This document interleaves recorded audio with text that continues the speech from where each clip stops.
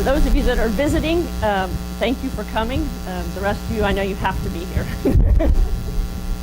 So, for our visitors, part of the Natural Science and Mathematics Senior Seminar is to do two things. One is to share research so that our students know what's happening in various fields. But another portion of it is to talk about career journeys and where people have come and how they got to where they're going. So that is what I'm going to share today.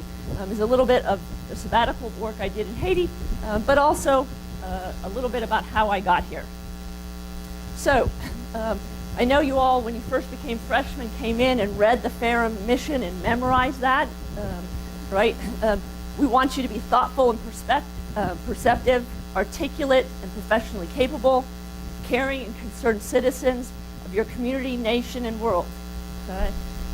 That's why we do what we do. It's why you have to take all of these classes, why it's a liberal arts institution, is because we want you to be a student that when you graduate can interact in the world. And it includes intellectual discovery that combines physical, spiritual, and the social aspects of your life. And that's what I want to talk to you about today, and how I've been able in my career and in my experiences to intertwine all of those aspects. So that you might think about as you go into your careers, how you might do that. So first of all, what's a sabbatical? Well, it actually comes from Mosaic law, meaning the 7th year in which the land was supposed to lay fallow, and debtors and slaves were released. Okay, on the 7th day, God rested. Right, that was, and so we use that same concept in academics. Frankly, after teaching you all for 6 years, we're exhausted.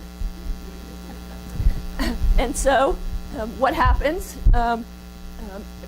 In about the 1880s, Harvard started doing this, and it caught on, was that colleges decided that faculty needed to spend some time engaged in self-improvement. And there's compensation. You get to either take off a semester at full pay, or you take off a year at half pay. But what the idea is that the university is investing in the future of the institution. Okay? It's not just you get time off. You actually have to be doing something that's going to help the students because you're learning, you're refreshing, so that you can come back and bring those things into the classroom. You have to have served 6 years, and you can't just have your sabbatical and quit. Okay? You have to come back for at least a year. So, I want you to think about the concept of wellness. Wellness is defined by Rath and Harder as loving what we do each day, about the quality of our relationships, about the security of our finances, about the vibrancy of our physical health, and the pride that we take in what we're doing and how we've contributed to our communities. And most importantly, it's how those 5 things come together. You're standing at the cusp of entering into your careers, and your wellness is going to be developed by the choices that you make relative to these things. We have a tremendous amount of challenges facing this world. We haven't done a great job of leaving the world to you all. You know, sorry. You're going to have to challenge or face those challenges. But if you're not loving what you do every day, if you don't have solid relationships, if your finances are shaky, if you're in terrible health, and you don't take pride in what you're doing, then your overall wellness is not going to be healthy. So what's my backstory? Well, we tend to think of it that success looks like this. The reality is it looks like that. Okay? There's another infographic that looks like this, right? We have this plan, it's straight, but your professors will tell you it really looks like that. Okay? There's all sorts of things that we don't understand, that we don't plan for, that interfere or change our plan, okay? Don't expect this. You're not going to graduate, have that degree in May, and life is going to be all roses. It's just not going to happen. I got my Ph.D. in economic geography from the University of Washington in 1996 on Western involvement in the Russian oil industry in Western Siberia. This ain't Siberia, right? I was going to go work out in the oil fields. Right? Well, what happened? I went back to Arizona. I was a little fried, brain fried. I met my husband, rock climbing, and had a high ropes course training, and I never made it to Houston. My parents couldn't figure out why. Well, I met this guy. We got married, okay? He's an Episcopal priest. He started interviewing for jobs. He got a job in Callaway. I interviewed down here at Ferrum College, and we've been here for 20 years, okay? I started out as an adjunct teaching economics. We were having a family, so I was just teaching part-time. After a few years, I moved into a full-time position, but I was teaching partly in economics and partly in environmental science. Then I moved over into the director of assessment and institutional research, right? Not having anything to do with either of those departments. Teaching a class here and there.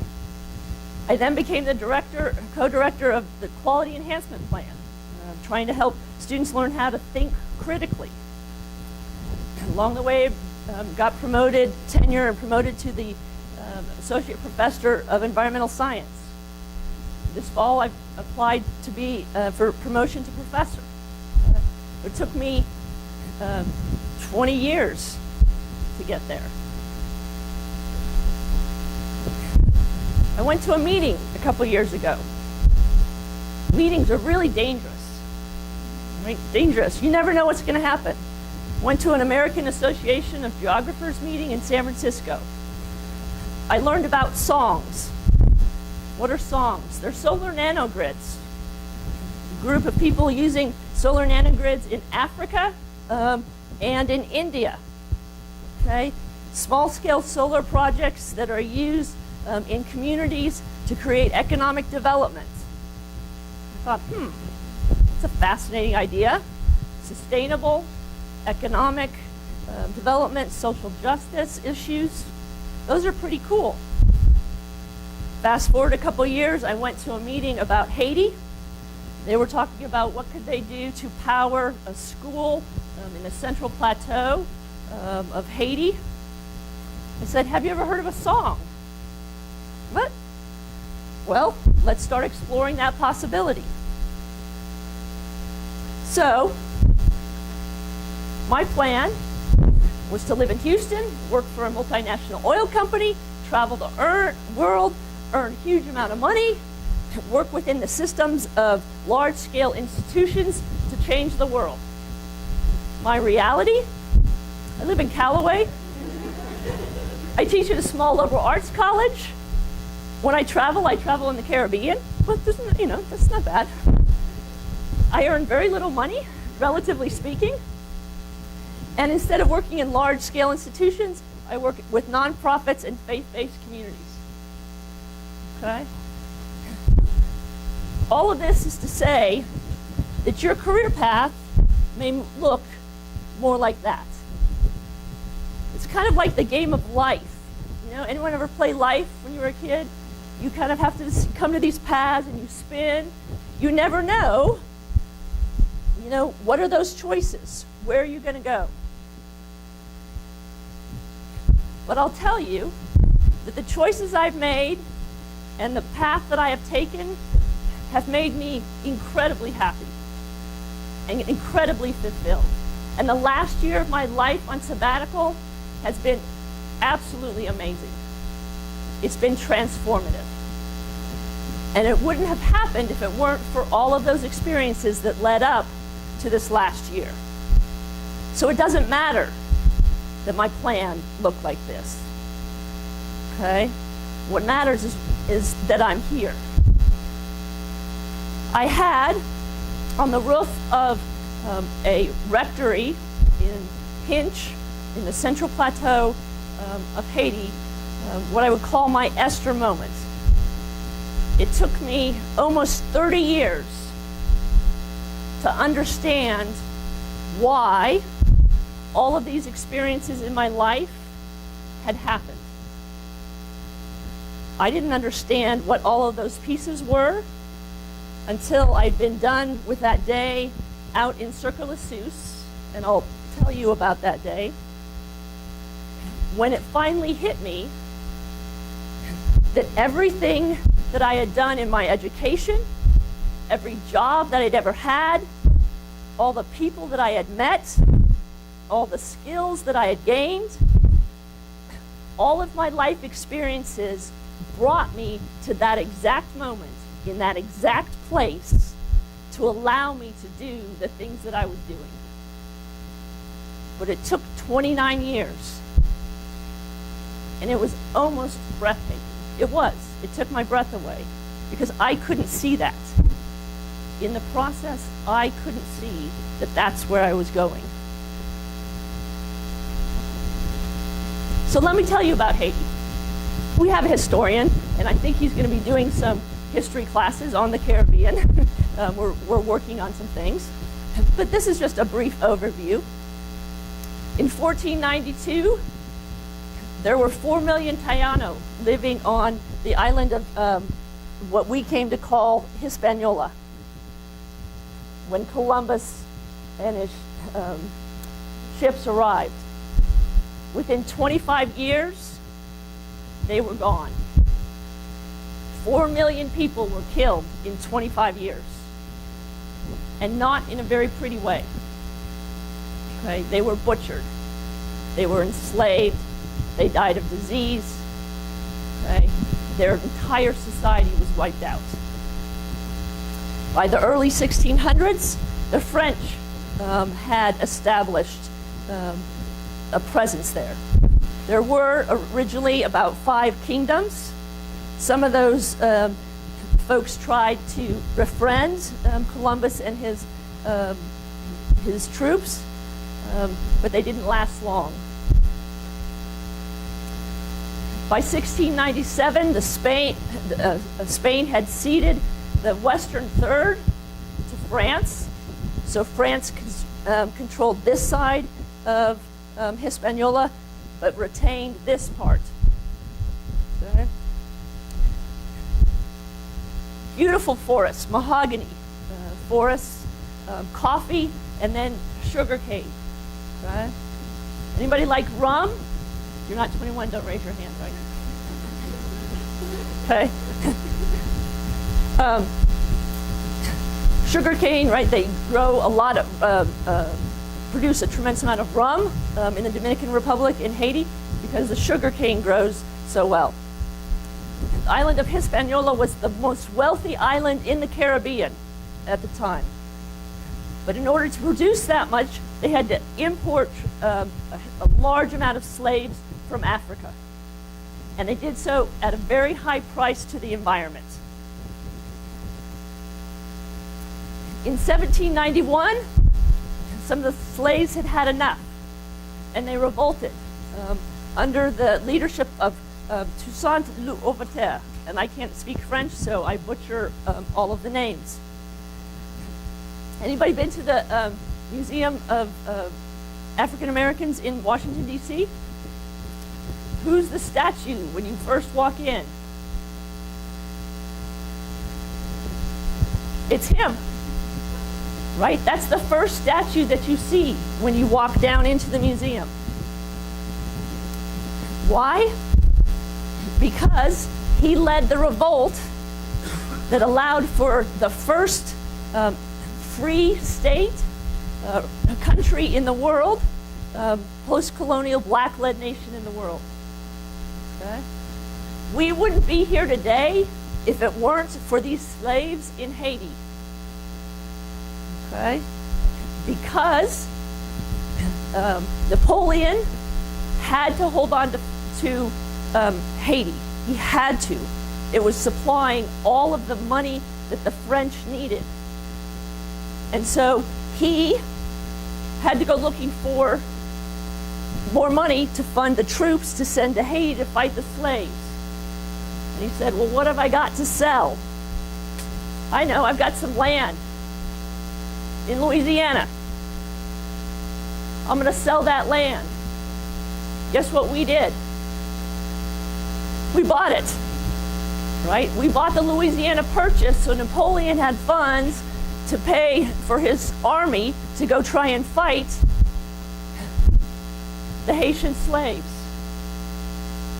So a huge part of America would not exist today, necessarily. We don't know, right? I mean, something else could have happened because of this revolt.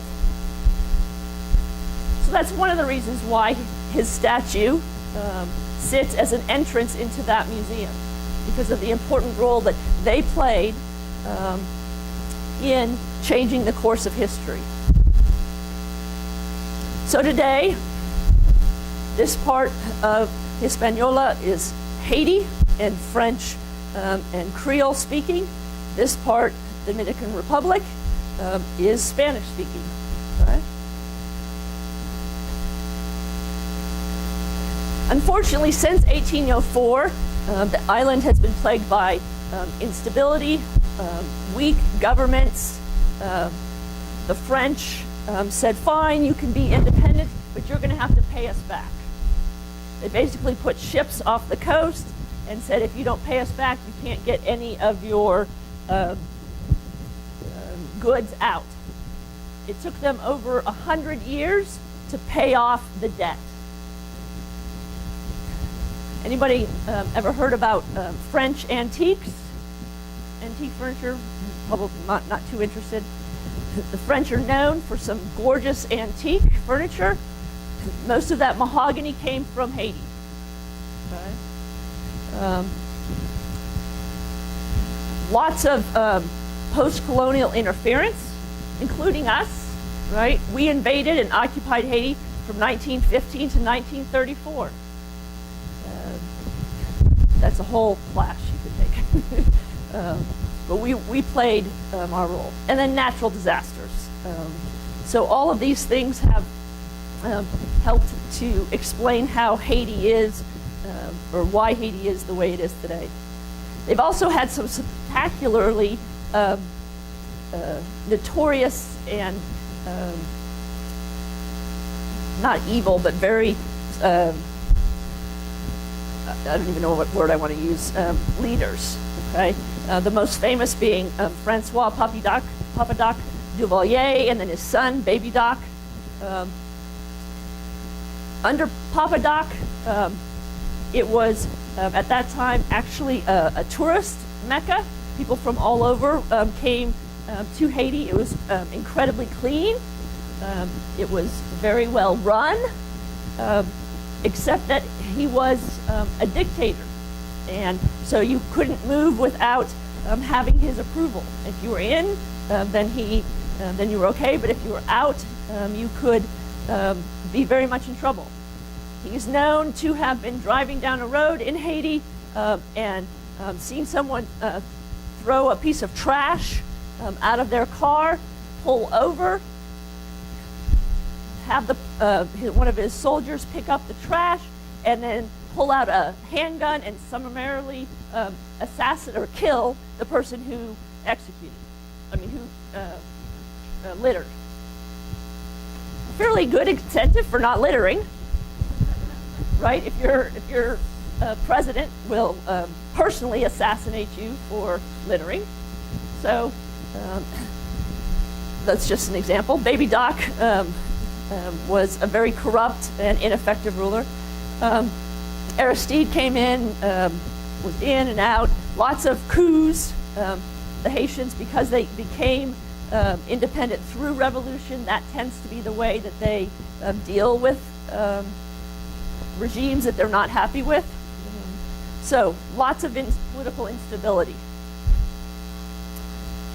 Recently, they've been plagued by natural disasters.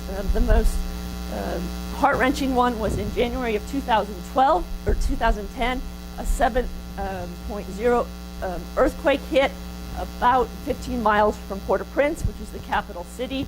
It killed over 300,000 people and left over 1.5 million homeless.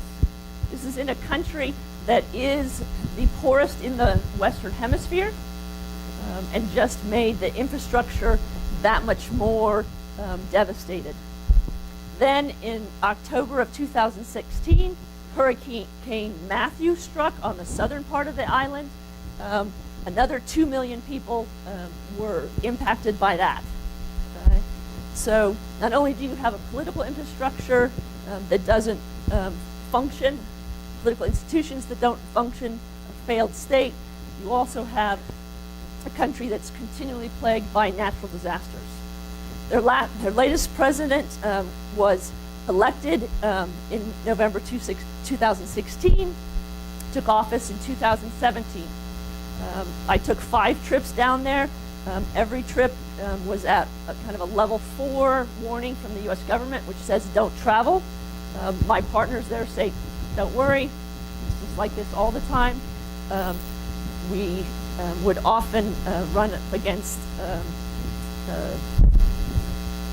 demonstrations and things like that. When I asked them what was going on, their response is, Moise is trying to make changes to the government. He's trying to root out corruption. He's trying to implement an income tax, and the very wealthy don't want that, so they are paying the very poor to riot against the president.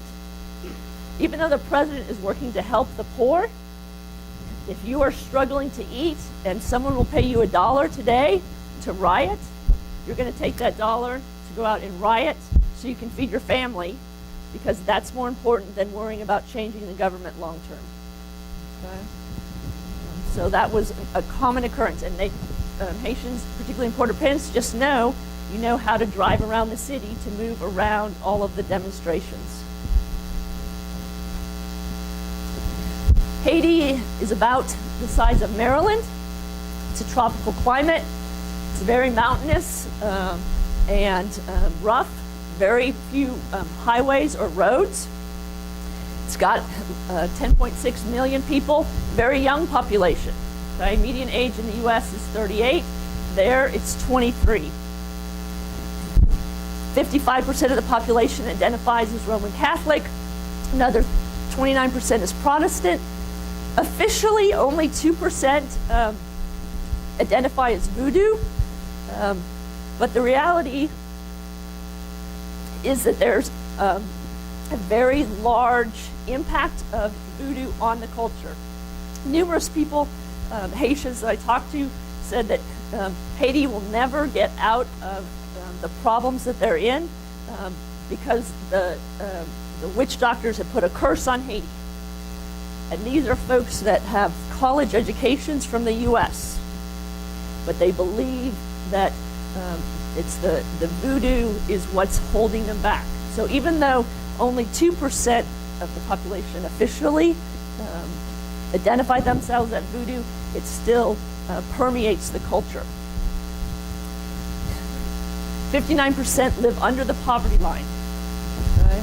And their per capita income is $1,800. Ours is nearly $60,000. So the disparity between the way they live their lives and the way we live our lives is enormous. And you'll see that in some of these pictures. Here's a topographic map that shows you the mountains. Okay? Central Plateau is one of the villages that I was working in. Here's Port-au-Prince, the capital, which is down in the valley.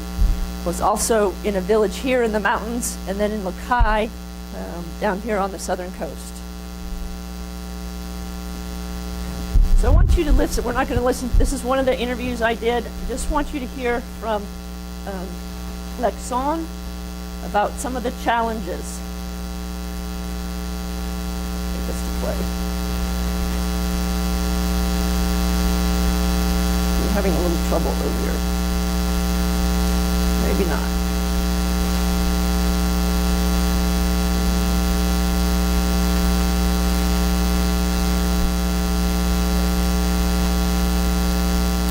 basin. I don't know. You may not be able to.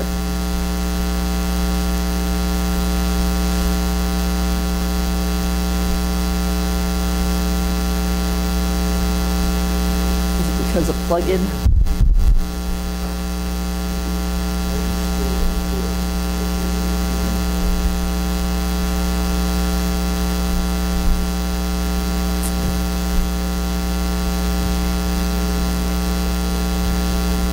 What?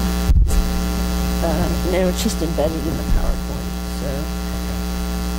Okay. You want to talk until we start talking? Yeah, I'll just go ahead. Okay, what Lexon is saying is the number one thing that people need are jobs, because without jobs they can't feed their families, and that's the number one challenge, is that they don't have jobs, and because they don't have jobs, they don't have money to feed their families.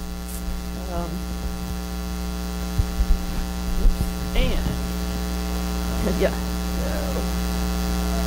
we will just skip over here. That's all.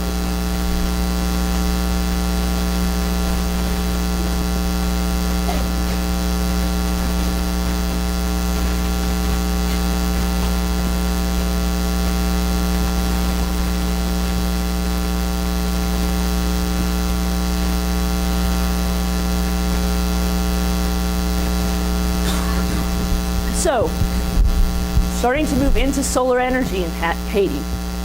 There is no middle class in Haiti. Okay? You're either very rich or you're very poor. There's a very small, I should say, a very small middle class, but they don't have much access to capital. Okay? If you want to get a loan from a bank, it's 3% interest per month. What's that mean? If you could take out a loan, how much is it a year in interest? 36% interest. Okay, how much is it to get a mortgage these days? 4%, right? 36% interest. Okay, no one can afford that.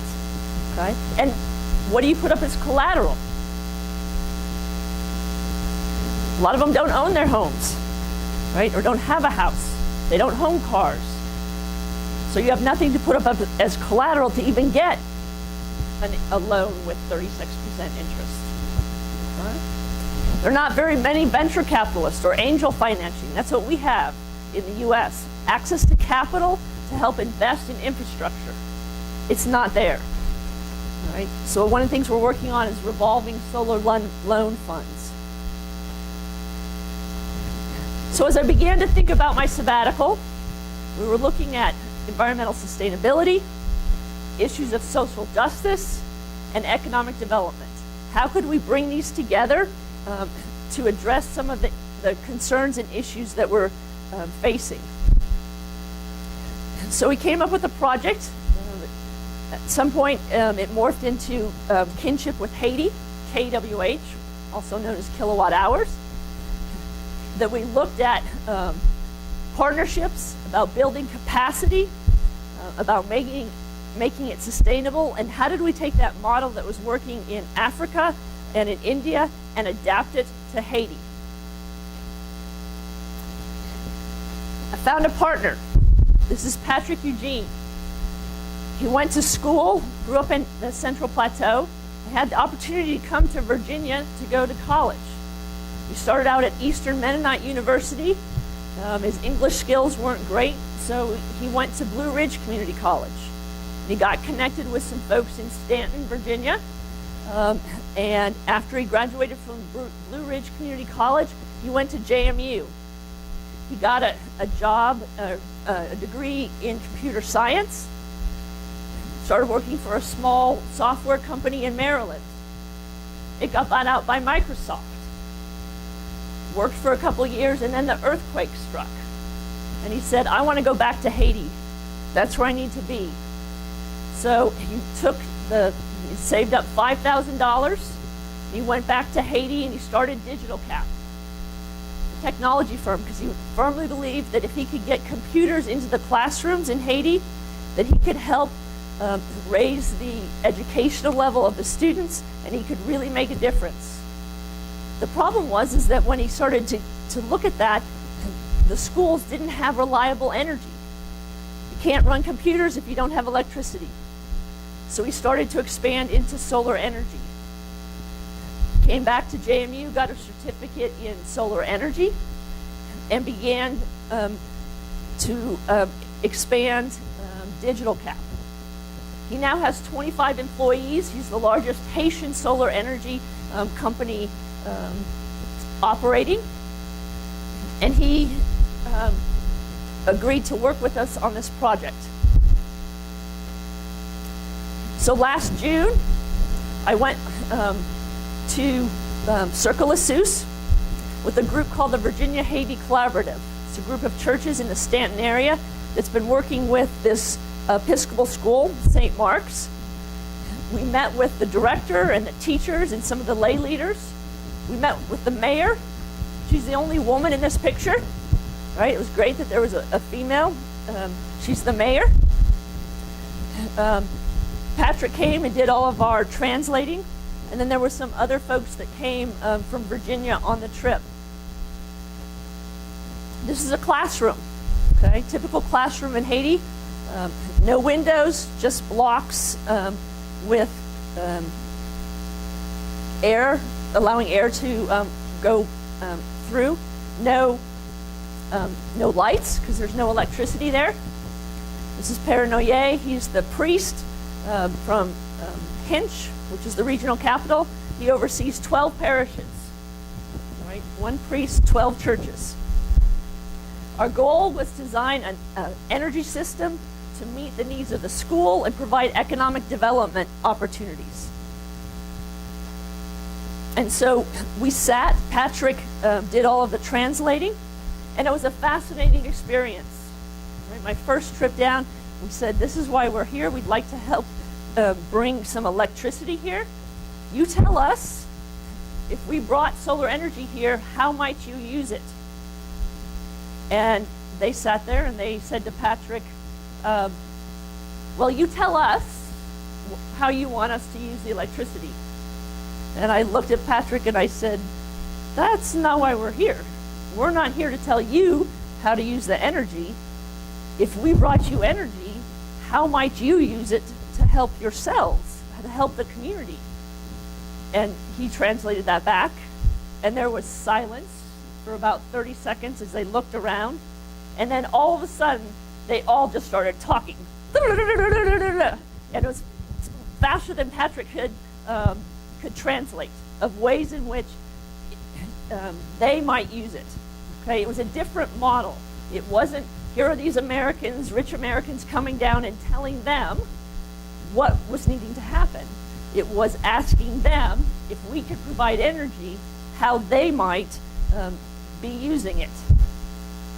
And so they said things like lights and fans, copiers, a printer. They talked about having a bakery where they could sell bread. The mayor said, we're right next door. We have 3 buildings. I have no electricity. I would love to have electricity. Imagine running a government operation with no electricity. They said we would love to have ice or refrigeration or even a water pump. Think about how we use refrigeration for health needs. If you're diabetic, you can't have access to medicines that have to be refrigerated, right? Meats, dairy products, you can't keep it cold, so anything has to be used immediately. The guys, this was right, thinking about the World Cup coming up, they wanted a cold beer to watch the soccer games, right? Not much different than us, right? We want cold drinks. We want to be able to watch sports on TV. Some of them had other ideas about how they could use it in their homes or in their businesses. So we started to whittle those down. Some of the concerns, well, there's some women in the village who already have small bakeries in their homes. So if we build a bigger bakery, what does that do to the women in the village? Will that put them out of business? Well, that's a concern. To have ice and cold drinks, you need a freezer. Okay? What's the draw? What's the electrical draw on the system for that? And then the question becomes, well, if we do this, we know what happens here. When you drink a lot of beer and you eat a lot of soda, what happens to our health? Right, are we going to inadvertently cause health rates to decline? Is that our concern, or should we just give them electricity and allow them to make those choices? Because it shouldn't be up to us to decide those types of things. Digicel, which is the big phone company, powers its network in that area using diesel generators.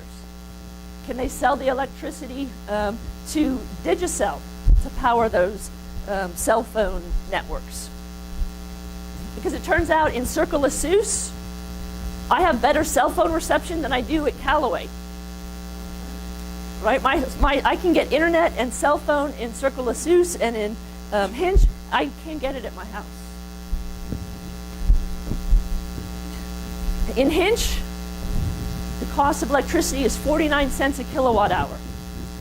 Digital Cap, their cost when you work things out is 30 cents, right? So 20 cents cheaper. We, on average in the US, pay only 13 cents. The highest, in Southwest Virginia, we're actually, we only pay 11 cents. Right? Connecticut is the highest in the contiguous US at 22 cents, so they pay twice as much as we do, right?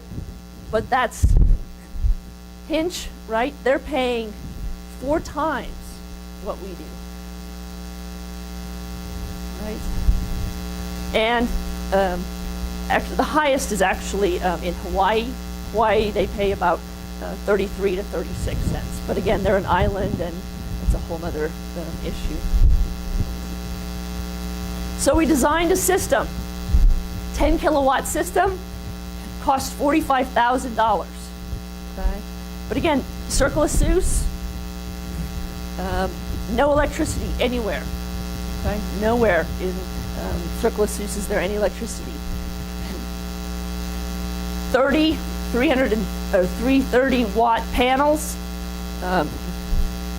about 24 gel batteries, mounting hardware to put on the roof.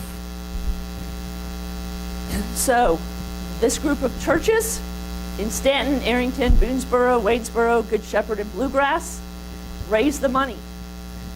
Got it from some family foundations, fundraisers, and private donations. They worked to get that $45,000. This is the schoolyard. Okay, this is the where they hold classes. This is the administrative building. This doubles as a church on Sundays. Here are the government buildings. Here's the cell phone tower, why the service is so great. And this is the main school building. About 6 years ago, the Virginia Haiti Collaborative helped fund that building. Oops, in this building and this building, 300 students. 300 students in primary school. Okay. This is the final installation. It took about 9 months for us to work through this project. Things don't move fast in Haiti. One of my big concerns was when I submitted my proposal to Dr. Garrett, I thought, what happens if I get to the end of my sabbatical and nothing gets done? I'm going to be really in trouble. So I told her there's a possibility that nothing could happen. But you'll see it exceeded my wildest dreams. This is the ladder, right, to get up to the roof. Women especially out in the rural areas, are supposed to wear dresses. So when I went out there, I was supposed to be in dresses, so I had to climb up the ladder in a dress and then figure out how to get back down the ladder in a dress. That was probably one of the scariest things. This is another professor from Mary Baldwin, who came down on one of my trips. This is Bossy. He's one of the village elders who helped push the program through. This is Deacon Schneider. He's in charge of the school. These are the gel batteries. They're more expensive, but one thing we've learned is that lead-acid batteries have to be filled up with water on a regular basis. And there's a cultural thing that Haitians will not take care of those batteries. And so then they stop working. So we use the gel batteries because there is no maintenance required, and they'll have a longer life. If I can get this one to play. Yes. This is the inverter and the control system. It can all be monitored remotely through the cell phone systems. Okay, so Patrick and his team can find out what's happening in Port-au-Prince if there are any problems with the system.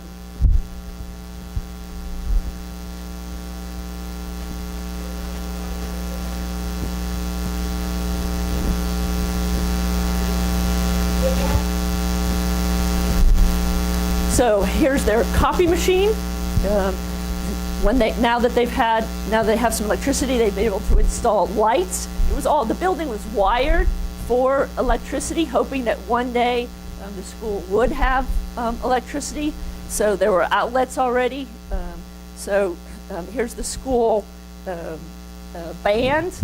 There's an electric keyboard. They were ecstatic about being able to have music. It's a very important part of Haitian culture.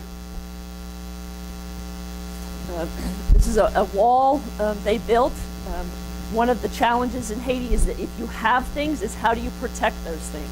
And so you'll see a lot of walls and a lot of both on top of the walls, barbed wire or else metal to keep people out. And that's the reality, is that's how they choose to protect what they do have. They were able to put up another structure so that they could hold classes outside. So they've expanded from a primary school into a secondary school. So they hope to increase their capacity over the next few years from 300 to 600 students, right, in this compound.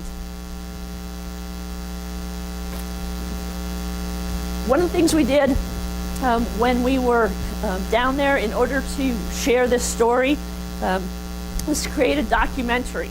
Okay? I was lucky enough to work with Professor Dories and a guy by the name of Philip Holbrook to go down in March and to film what we were doing. So we created a website called kinshipwithhaiti.org. And we made this video. Hopefully this will work.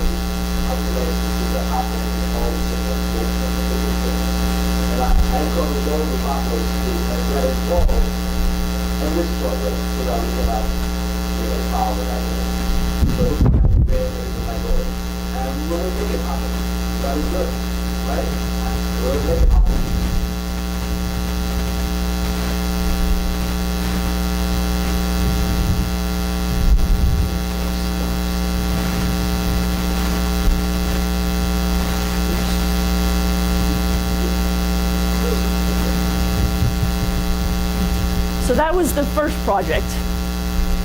And then things started to snowball because that project started to take off. And as we were going around and talking to other people, they started to say, well, we're interested in that too. What about us? Add us to the list.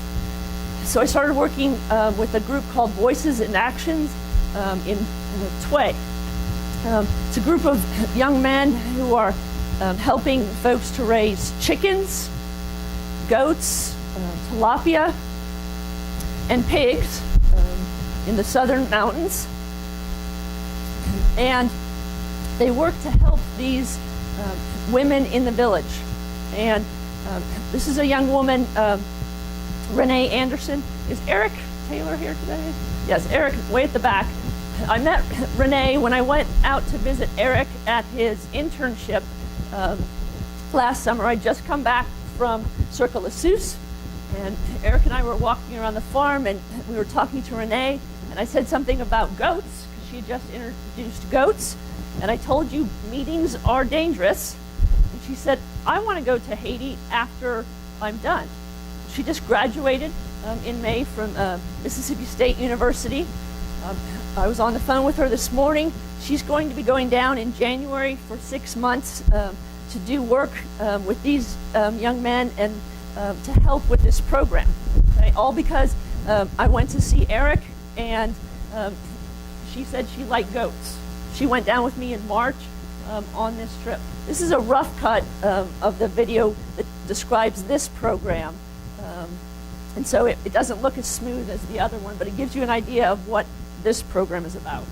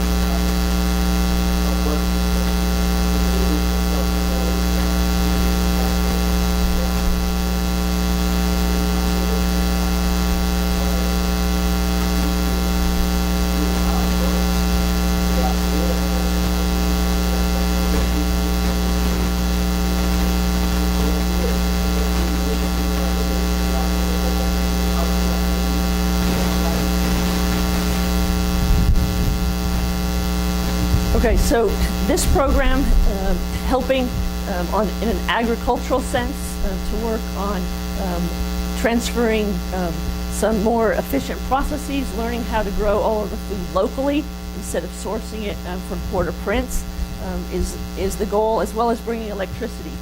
They've killed off a whole bunch of the chickens and the fish, particularly the tilapia, because they don't have any pump. So the water chemistry and the oxygen levels get all wonky, and then the fish go.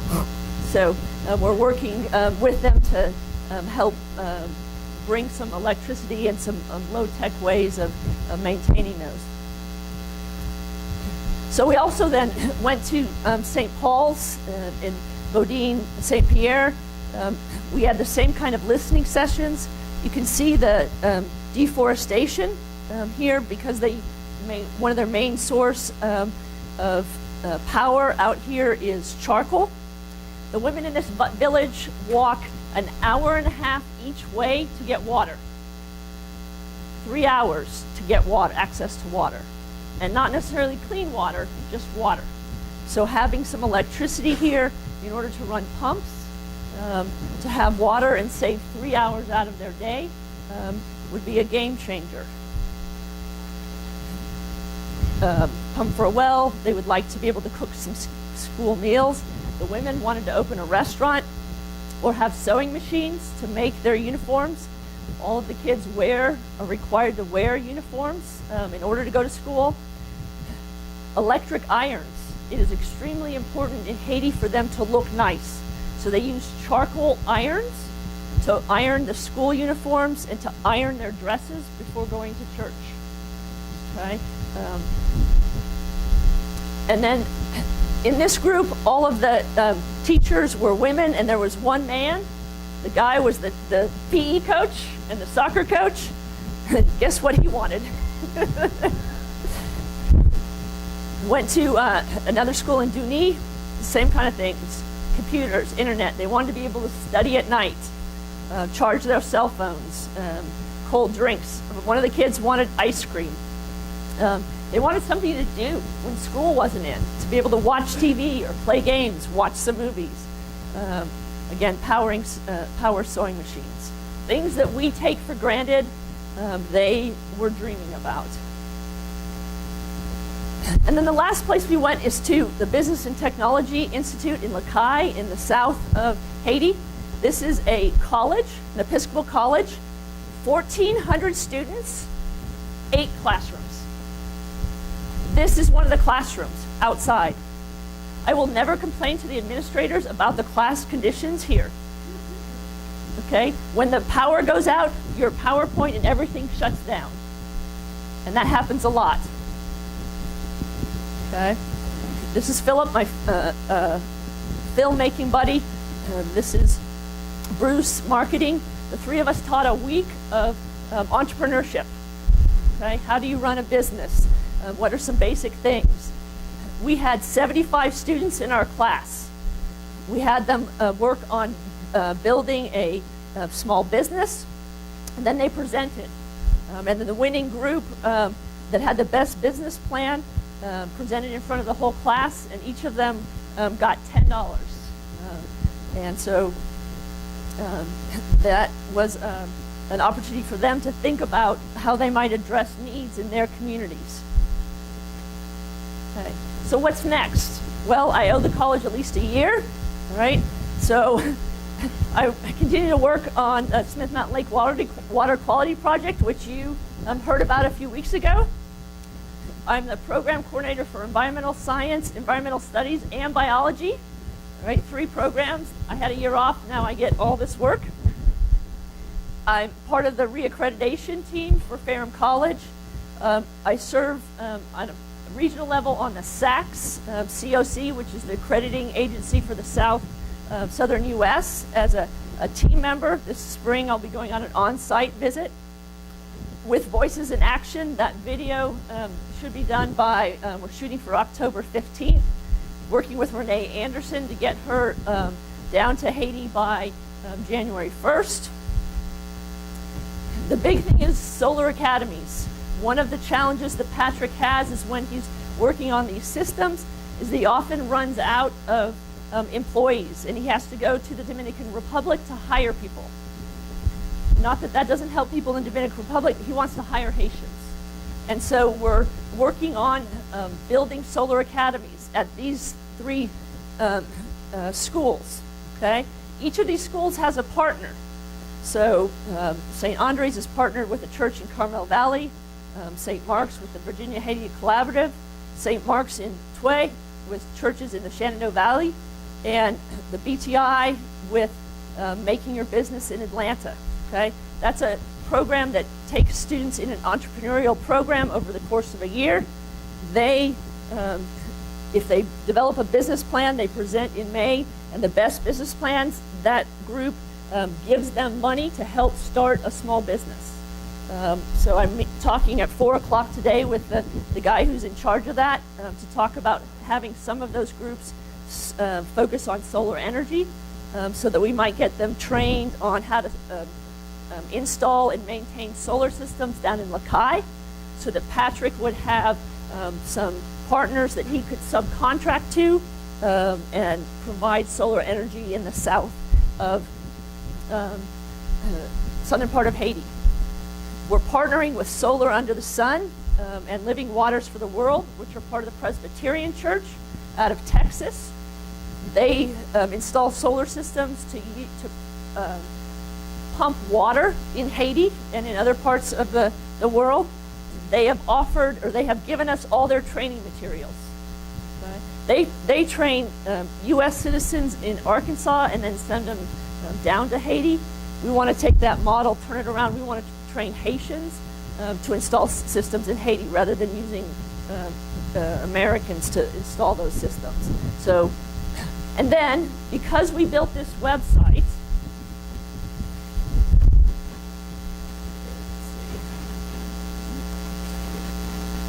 because I built this website and put up the video, because I described all the projects that were going on, and I'll talk more about this actually on October 3rd at a, what are those Wednesday afternoons? Inquiring Minds. I'm going to talk about the power of networks. A couple weeks ago, I got a call from this guy, Bob Zondervan. He runs a small foundation in California. I'd had lunch with someone in June in Stanton. I heard she was coming to town. I said, okay, I'm going to go up there for lunch. Went to lunch with her, shared what we were doing. She talked to this guy when she got back to LA. I pick up the phone and said, you don't know me, but I heard about your project. I went and saw your website. I looked at the video. I shared it with my board of directors. They're very excited about what you're doing. We want to give you $5,000. Can you use it? Yeah. I think I can.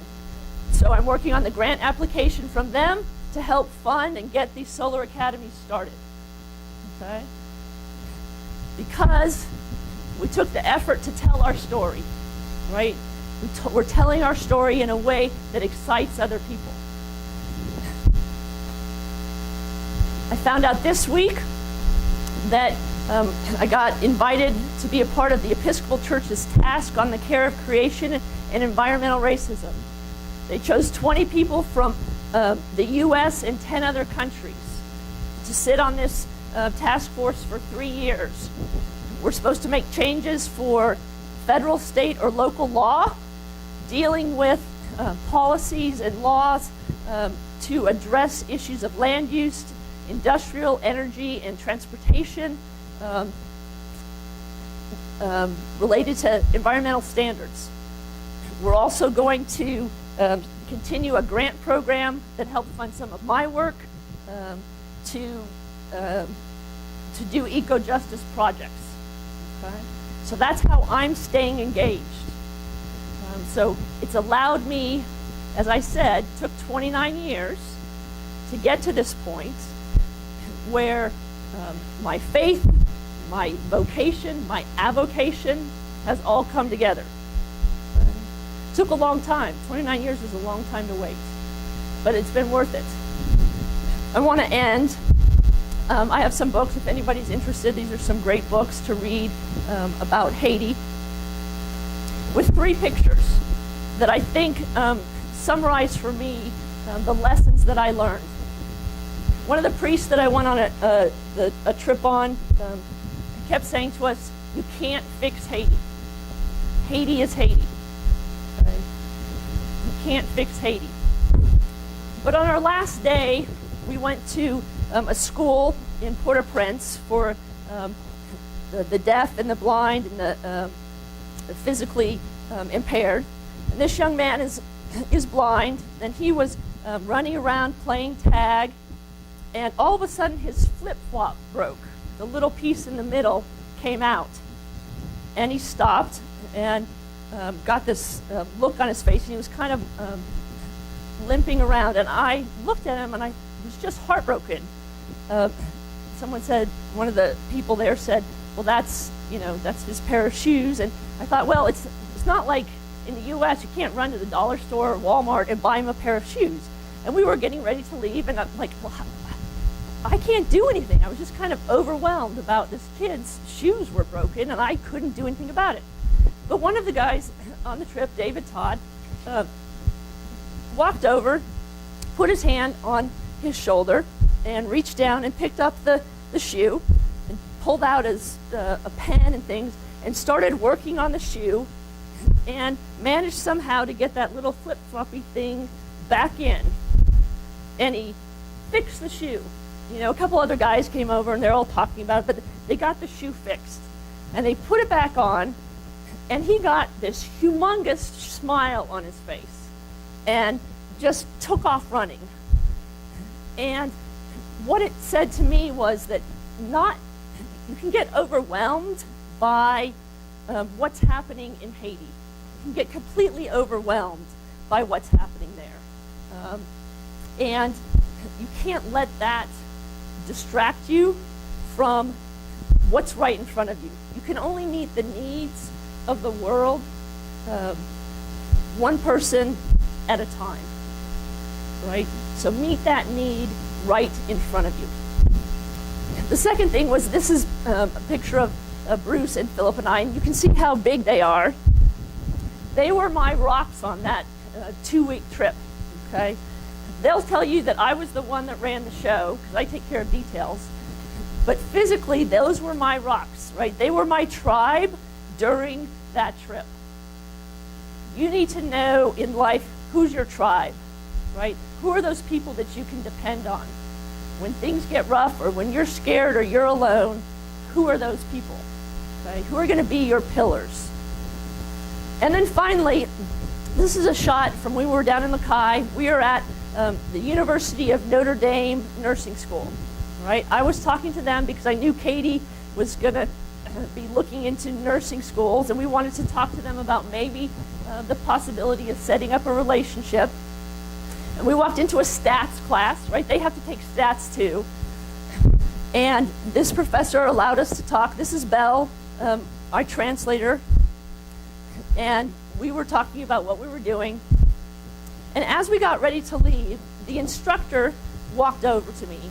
And he said to me, "Delia, we would love to have your technology. It would be transformative." But he looked me in the eye and he said, "But first, come with your heart. Come with your heart. Because that's what matters. In life, that's what matters most. Come with your heart." Thank you.